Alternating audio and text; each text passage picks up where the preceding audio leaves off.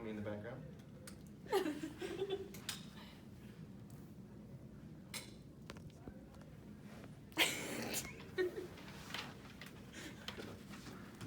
Thank you for listening. Today is the day. Today is the day we become what we've wanted to be forever. Nursing class of 2020, I just want to say how proud I am of us. But before we leave here today and start our new lives, I want us to take a moment to remember why we did this, why we went through these 5 semesters of blood, sweat, and tears. Well, we all have our reasons, but I want to share with you mine.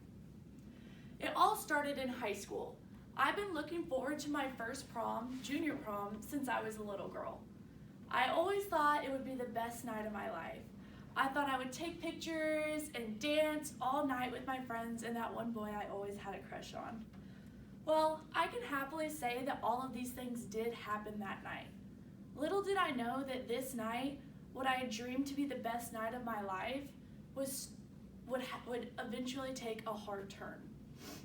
So whenever I got home that night after bowling with my friends, I could tell that my parents had something to tell me. Well, I was right. They proceeded to tell me that my brother had died. You could say that I was in shock when my mom told me this. I mean, it was supposed to be the best night of my life. Well, little did I know that yes, my brother did die that night, the best and worst night of my life, but that this event would start a chain of events that would start a small fire within me. So, after about a year or two after, I had pretty much coped with the fact that my brother wasn't here anymore. I had started my freshman year of college and was thriving. I still wasn't sure of what I wanted to be when I grew up, but I did know that I was pretty smart and could do almost anything that I could set my mind to. Well, one morning, I think it was a Thursday, I was eating breakfast in the dining hall next to my dorm. I got a call from my mom while sitting in a booth next to the cereal bar. My mom told me that my Mimi had died that day. I don't remember much after that except for hugging a custodian on my way out because he felt bad that I was crying. I just kept telling myself that people die and it was just a part of life, which is why I regrettably held back my tears at her funeral.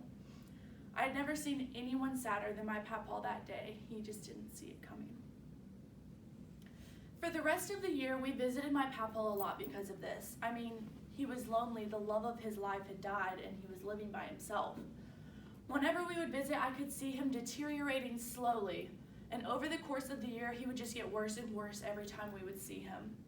All I could do was comfort him and take care of him physically when I was there. All I thought was that I just wish I could have done more for him. Less than a year, my papa passed away with all of his family right next door. When he woke up, he just wasn't there anymore. All I could ask myself after that is, I wish I could have done more. Why couldn't I have done more? I wish I could have done more for him. I wish I could have done more for my Mimi, and I wish I could have done more for my brother. So after all of these chains of horrific events, I realized something. I realized that these events showed me that I didn't want to just wish I could have done more.